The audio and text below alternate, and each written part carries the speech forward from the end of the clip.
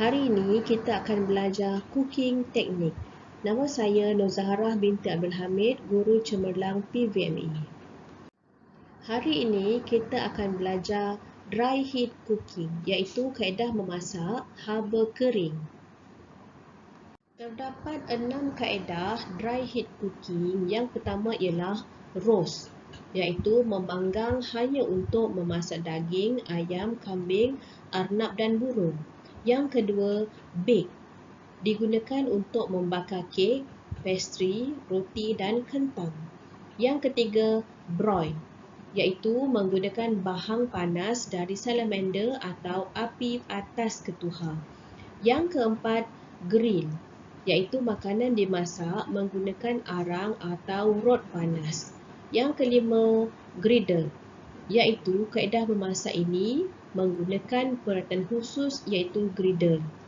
Yang keenam, pan broil, iaitu kaedah memasak ini sama seperti broiling, cuma makanan yang ingin menggunakan kaedah ini berada di dalam pan atau skillet. Kaedah pertama, roast. Berikut ialah contoh-contoh makanan yang menggunakan kaedah roasting ataupun nama lainnya ialah memanggang. Kita ada ayam, kita ada daging kambing dan juga peha kambing. Kaedah roasting hanya untuk memasak daging, ayam, kambing, arnab dan burung. Kaedah memasak ini seperti membakar. Ciri hasil makanannya ialah garing di permukaan dan hasil berwarna kuning keemasan. Kaedah roasting tidak sesuai untuk makanan yang kurang lemak kerana dia akan menyebabkan kehilangan kelembapan tinggi. Kos bahan api atau elektrik juga tinggi. Sekarang kita berpindah pada kaedah kedua, iaitu bake. Ini contoh-contoh makanan yang menggunakan kaedah baking, ya, seperti roti, kentang, muffin dan produk-produk pastry. Kaedah membakar, iaitu baking, digunakan untuk membakar kek, pastry, roti dan kentang.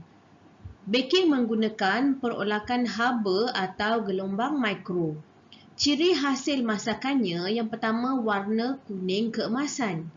Makanan menjadi kering, terutamanya biskut dan pastry, dan hasil masakan mempunyai rupa yang menarik dan aroma yang menyelerakan. Kelebihan untuk kaedah baking ialah mempunyai set masa dan tidak memerlukan perhatian lebih. Makanan masak sekata. Manakala kelemahannya ialah kos bahan elektrik atau gas tinggi, lambat masak, makanan kering dan tidak boleh dibuka pintu ketuha berulang kali kerana suhu di dalam ketuha akan turun. Kaedah memasak ketiga ialah broil. Contoh makanan yang menggunakan kaedah broil ialah steak ataupun sausage. Kaedah broiling menggunakan bahang panas dari salamander atau api atas ketuha. Proses kaedah memasak ini cepat dan menggunakan haba panas yang tinggi.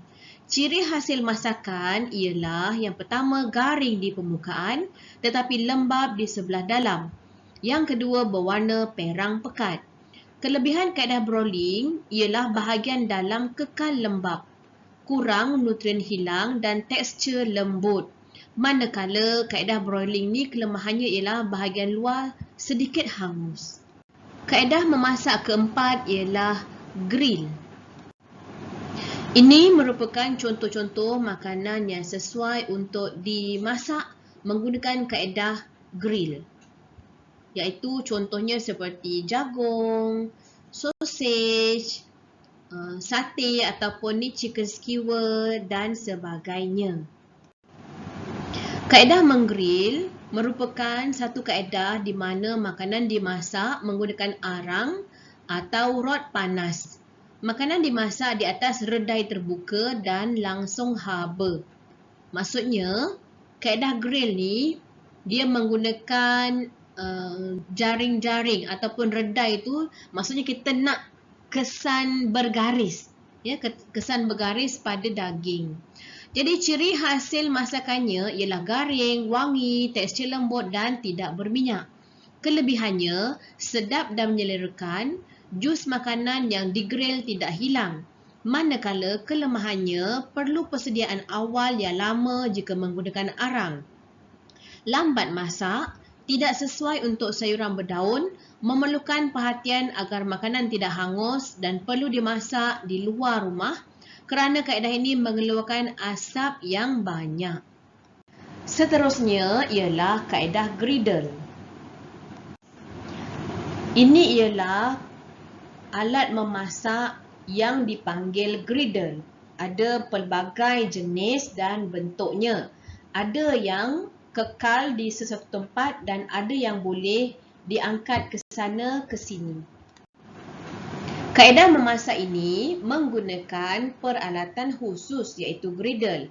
Permukaan griddle adalah rata dan menggunakan sedikit atau tiada lemak di atas permukaan griddle supaya makanan tidak melekat.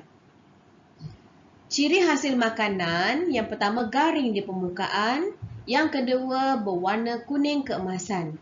Kelebihannya, makanan cepat dan mudah dimasak sesuai untuk makanan yang nipis, kecil atau separuh masak. Permukaan rata dan tidak merosakkan bentuk asal makanan. Kelemahannya perlu diperhatian yang lebih kerana makanan cepat hangus. Kaedah keenam ialah pan broil. Pan broil ni kaedah memasaknya sama macam broiling, cuma dia menggunakan pan. Jadi namanya ialah pan broil.